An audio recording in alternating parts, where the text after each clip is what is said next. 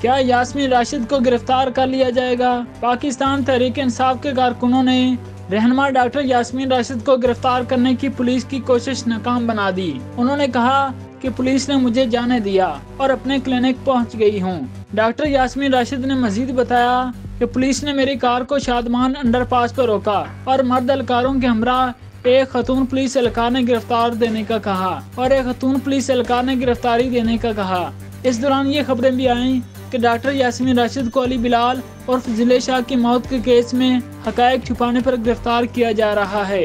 रहनुमा पीटीआई ने मजीद बताया कि खतून एहलकार ने कहा कि आप मेरी माँ जैसी हैं, गाड़ी से नीचे उतर आएं। मैंने पुलिस से पूछा कि इनका ताल्लुक किस पुलिस स्टेशन से है और मेरा जुर्म क्या है, जिस पर उन्होंने जवाब नहीं दिया। यास्मीन राशिद ने मजीद कहा कि मैंने गाड़ी को लॉक करके पार्टी कायदीन को आगाह किया।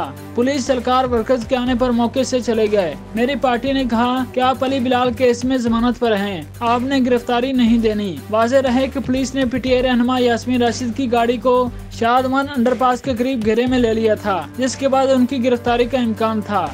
डॉक्टर यास्मीन राशिद ने बताया कि पुलिस मुझे हिरासत में लेने गई है। इस वक्त मैं गाड़ी बंद करके अंदर मौजूद हूँ और लेडी पुलिस और 2 एहलकारों ने कहा आप हमारे साथ आएं। उन्होंने कहा था कि पुलिस ने मुझ पर अली बिलाल से मुतल्लिक मुकदमा दर्ज किया, जिसमें जमानत पर हूँ। जमानत के बावजूद पुलिस ने तमाशा बना रखा है। इसी सिलसिले में सोशल मीडिया पर एक वीडियो वायरल हुई जिसमें मुबैना तौर पर डॉक्टर यास्मीन राशिद की गाड़ी रुकी हुई है और सामने की जानिब से चंद पुलिस एहलकार आ रहे हैं।